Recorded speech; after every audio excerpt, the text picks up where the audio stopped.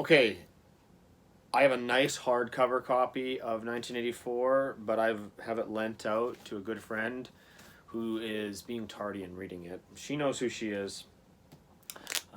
She needs to read it, especially now, and I've told her that. But anyways, I have the complete novels of George Orwell here, just for show.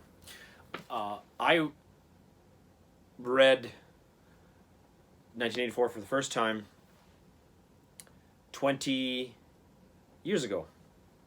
Over 20 years ago now, I suppose. I was in grade 11. It was the year 2000, the spring of 2000, in fact. And it was for grade 11 English class.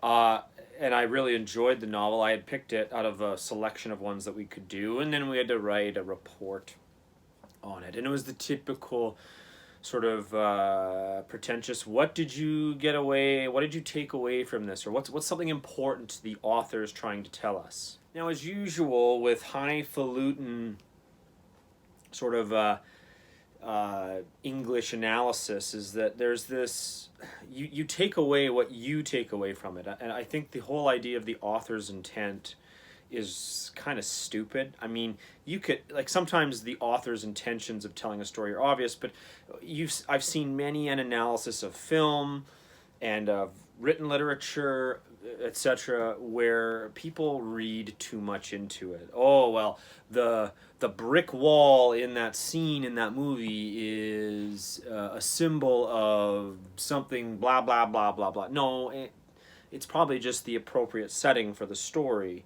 I don't think, maybe, but that's dumb. Anyways, I digress, but you'll see where that connects with a little bit with what I'm about to say. So the report I wrote, one of my key takeaways of Orwell's work in 1984 was how the ever-advancing technology will enable a totalitarian state even more. So Orwell was a contemporary of Stalinism in terms of, at the time, I mean, he didn't live under Stalinism, but he lived with it at the exact time it was happening in the Soviet Union. So he'd already known about many of the horrific things that happened as a result of the totalitarian enterprise of the Soviet Union. And I would have seen the totalitarianism of Central Europe as well. But what his novel suggests is that level of total control over your life is that much more complete with ever advancing technology. And so my takeaway in my paper that I wrote, and it's long gone, it's a grade 11 paper, I don't know where it went, is that this is the warning, is that when we get, this is 20 years ago, so we lived in an age of cameras and closed circuit TV. I mean, we did not have smartphones, we did not have social media yet, we did not have all of these interconnected things. I was on the internet for a few years at that time when the internet was very different than it is today. It was very decentralized, and now what you're seeing is we're seeing the centralization of the internet thanks to Silicon Valley. And we're also just seeing what we're seeing with respect to our smartphones, which are basically little telescreens in our pockets. They listen to us. You can tell they listen to you because they somehow heard you talk and they'll tell you an ad. They can watch you when you're not even looking. I'm sure if they wanted to right now, they could see me recording this at this moment. And so we actually have the telescreen, and it's not on a wall. We keep it on us, and not only it wasn't put in our house, we brought it into our places. So basically, what we're living in the early stages of the telescreen in terms of how it is used to control people in Orwell's 1984. We're seeing it now. You're seeing it with cancel culture. You're seeing it with all this COVID draconian nonsense and the tracking apps. They're trying to get you to volunteer, and then suddenly there's the ability to switch it on your phone when it just automatically updates into it.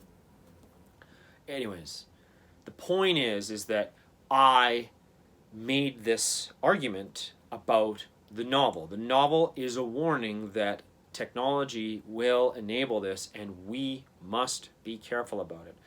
And that was the key thesis. And obviously, I wrote about it and provided evidence from the text to support my thesis. And of course, I mean, I think everyone would agree with that now. Of course, my old English teacher, who was, she was decent, but, you know, she, again, highfalutin. This isn't exactly what she wanted, right? She didn't give me a bad mark, but she's like, well, I just don't think, blah, blah, blah. Like, she was very unimpressed by this.